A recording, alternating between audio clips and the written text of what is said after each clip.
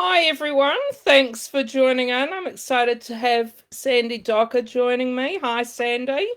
Hi, excuse me. Hi, Jackie. How are you? Good, thanks. I hope you're well too. I am a little chilly, but other than that, Yeah.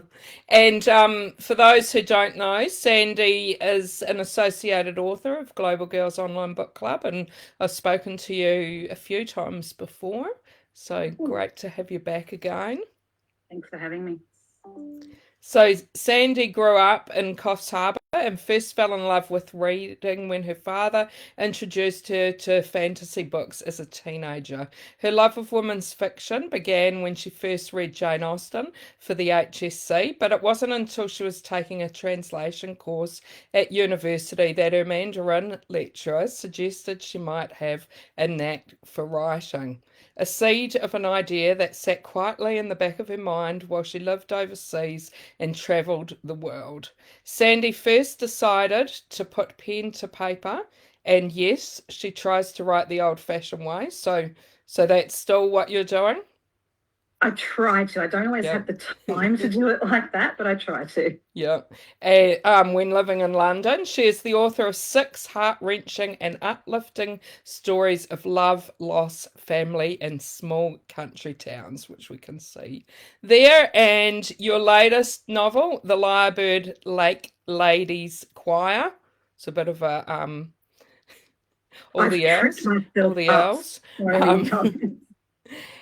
was published in June 2024. And I've got my copy here as well. I've just finished reading it. I have to say, loved it again, loved all of your books. What I really love, I think, about your books is that they're not always just a straight love story and everything turns out wonderfully all along the way.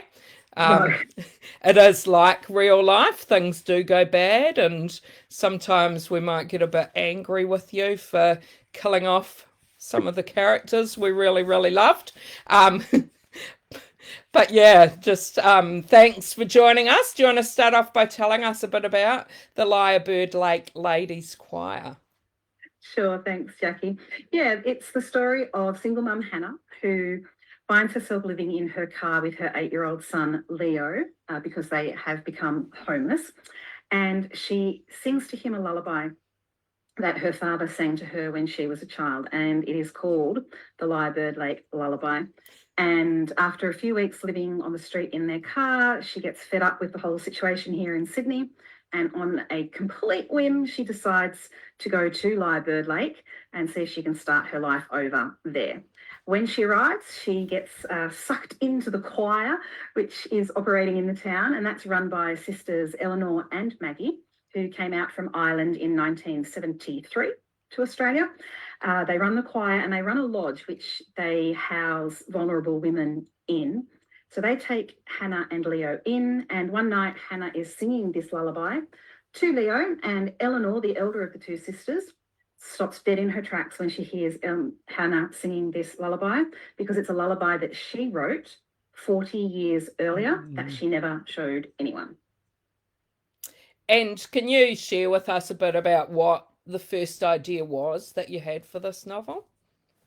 Yeah, so there's always a couple of ideas, but the first one that actually hit me on this one was I was reading an article, I think it was online, about the homeless situation in Mm, Australia. And the thing that struck me about this particular article was the fact that the fastest growing demographic of homeless people in Australia is women in their 50s and older. And mm, I've just turned 50 myself, so it kind of struck a real chord with me. And I went down the research rabbit hole, which I'm sure plenty of your mm. authors have spoken about before, um, and learned that it wasn't just people that maybe we would expect it to happen to. Yeah. I think as a society, we can understand when women who are victims of domestic violence might find themselves homeless, or when there's some sort of addiction happening within the family and things go pear shaped. I think we understand that side of it. But a lot of these women that are becoming homeless are not people that we would normally think of Mm, as vulnerable. mm, And so that was where Hannah's story came from. And I wanted to shine a light on that side of the homeless situation. mm. And was there anything that you learned that you like? I know you did say about the 50 women, and that being the age group that is growing. Is there anything that really surprised you about homelessness? Yeah, there were a few things that surprised me. One was how many women and children there are. So, Mm, the statistics, and these are obviously just, their best estimates because they don't know 100%, but it's around 122,000 people a night in Australia are mm, homeless. And last year, 3 out of 4 of those people were women and children. And that mm, one completely shocked me. And then mm, the other thing that shocked me was, we do have some very good resources in Australia, and certainly compared to other countries, we have some fantastic resources available, but they're not always easy to access. mm, It's an opening scene, so this isn't a spoiler for anyone who hasn't read it. This happens in the first few pages, where Hannah's looking for somewhere for them to stay. And the first place she turns up to is for domestic violence victims only, so she can't go there. mm, They send her to another place that's adults only, and she's got an mm, 8-year-old son, so she can't go mm, there. And then she ends up at this old hotel that one of the services is using for emergency accommodation. And this part is actually true. I spoke to my Mission Australia office to get some background information here. And it's $100 a night mm. to stay there. And I'm thinking, if So you're that's homeless, how still, have you got yeah, $100 a night? yeah. That doesn't make any sense. Mm, And that you can only stay for 2 nights before you have to leave and then reapply to get back in. And the thing that struck me, and I hope that I managed to portray this in those opening scenes for Hannah, was that the staff that I was speaking to said we would not want to stay there. yeah, well, mm. And I was like, it's just frightening, frightening. Mm. Yeah, and especially like if you've got young children and that as well. And yeah, yeah, and I have to say that really struck a chord with like that she was not really able to easily find somewhere. So no wonder so many people do end up living in their cars and Yeah, yeah. And for somebody like her with a young son, she actually mm, felt safer in the car than she did in that emergency yeah, accommodation. yeah. Mm. So we've got quite a few people watching, so just wanted to mention if you've got any questions for Sandie, please type them in comments and I can read them out. Sharon said she's enjoyed all of your books. She can't wait to read your latest one, and she loves all your covers, and she wondered if you had much input in the covers. Virtually zero, Sharon, which I'm sure, again, most of your authors have probably mentioned this to you when you've interviewed them, Jackie. Yeah, we don't Mm, get a lot of say in the covers, if any. mm, Um, they do my covers well in advance of when I hand my manuscript in. So they ask me what elements are in the story. So obviously for Lyrebird Lake, there's a lyrebird on the cover. And then this is the songbook that Eleanor writes in. mm, So I said, there's lyrebird, there's a songbook, there's a this, there's a that. Hawthorn, which are the flowers that are on the cover here, are important in the story. And I just give them those elements. And then they go away and design it. But the usual thing is, and this is not just at my publishing house, it's at every publishing house that I'm aware of, the publishers make all of those decisions about the cover. They then send you the email and say, we mm, hope you love it as much as we do. And that's kind of the end of the story. mm, It's done, it's dusted, mm. they've signed off. You kind of got to get on board. But I'm very, very lucky because I love all of my covers. I have not complained yet about any of them. So Yeah, they certainly are beautiful covers and like keeping with the theme as well, I think's really good. Like people as soon as they see one of your books will know that, yeah, who the author is and I think do they all have like a flower and a bird on them? either a flower or an Australian animal. Mm, Yeah, yeah, mm, every single one of them has that. yeah. And then the different colours as well. Yeah, it was a shock when they went with the paler colour for this one, but they did get Mm, the purple on the spine, which is mm, really cool. So mm. Elizabeth said she can't wait to read your latest book. She's loved all of your books as well. thank you. Um, Kim, going back to the homelessness, she says those statistics are very worrying, Yeah. which is very true. Yeah, it is. And when I was looking at Hannah's story, I was trying to put myself in that position. How would it Mm, happen to me? And it would very easily happen to me. I stayed at home to raise our child, for a number of years. So I was out of the workforce at that time, which was our choice, and that was the right thing for us to do as a family. And I'm in a creative field where, the income is not stable, and it's, it could easily happen. If anything happened either to Chris or between Chris and I could be Hannah. I really could be, and it was frightening. Yeah. And like you said, it means like such tiny thing really could happen, and and a lot of people could be in that situation. Yeah, the saying is that it only takes one or two tiny things to go wrong for you to end up in that spot. So. And hi Lee Christine, she's here and she says she loves the title. How did it come about? Yeah, so the titles have kind of been set from book one, which was the Kookaburra Creek Cafe, which is the dark blue one back here. And the publisher picked that title for that book. And I have sort of made the other titles fit following that theme, which is, something Australian, the place being really important, and some kind of group setting. So, the retreat or the book club or the cafe. So I just had to think of another Australiana thing. And lyrebirds are just gorgeous creatures. So, and lakes. I have water running through all of my novels as well. We've got a creek, a beach, a river, an island, a bay, and a lake. So I was just putting those together, and I knew that the centre of the story would be a choir. So it all just came together. And the more you write, though, I hate to ask this, but does it mean you're limiting you? I know. I know. I've had this discussion. So I've just had to pitch my next novel to my agent, and I was like struggling to find another because swamp just doesn't have quite the ring to it, does it? So yes, I'm keeping a list every time somebody comes up with something. I'll write that on the list. See if I can use. I'm sure there'll be a lot more though still that you haven't used yet. I hope so.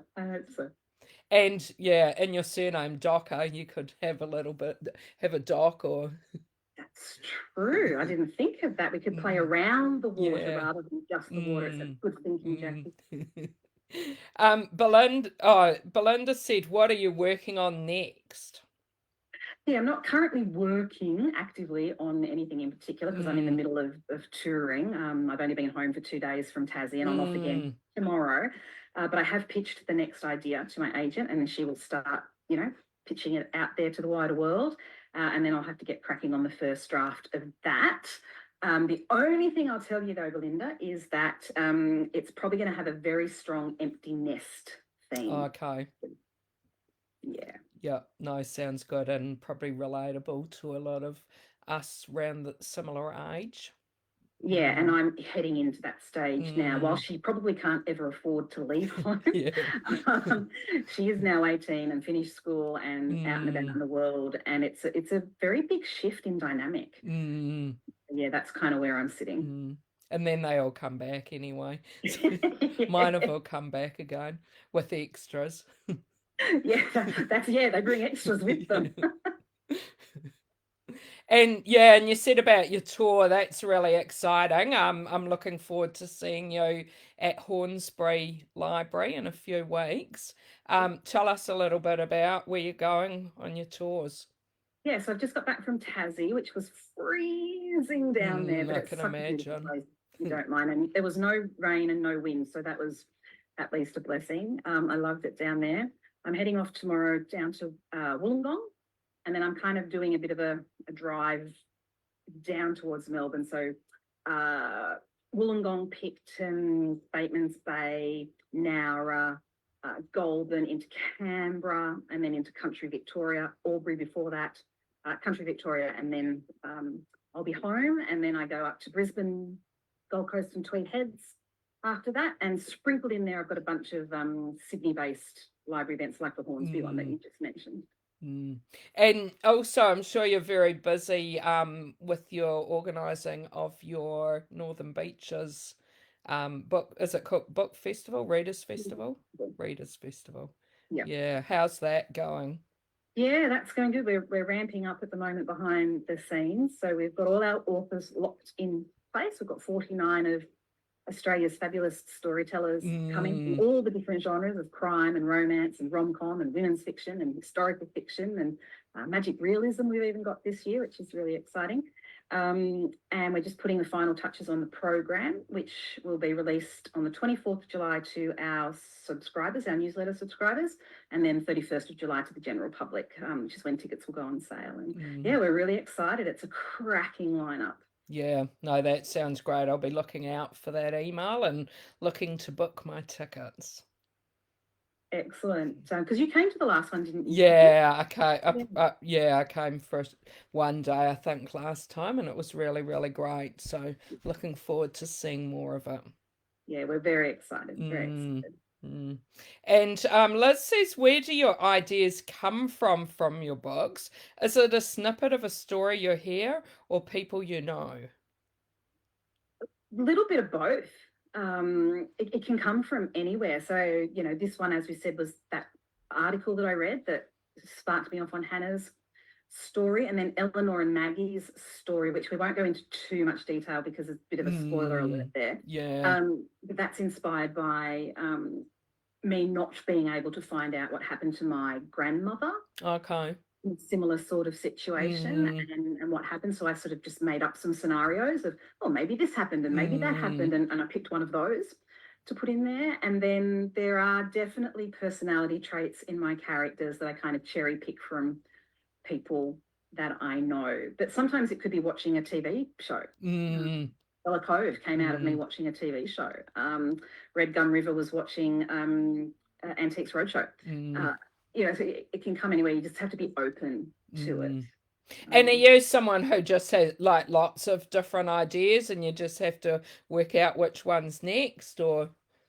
Yeah, so I actually do have a notebook that I keep ideas in, and some of them, are never going to go anywhere. They might have sparked a bit of interest, but you thought there's not actually a story there. And then some of them you might combine those things together. But I always have a book that I keep things in just in case, because you never know which one's the one that's gonna hit. And I'm sure you get lots of reader feedback.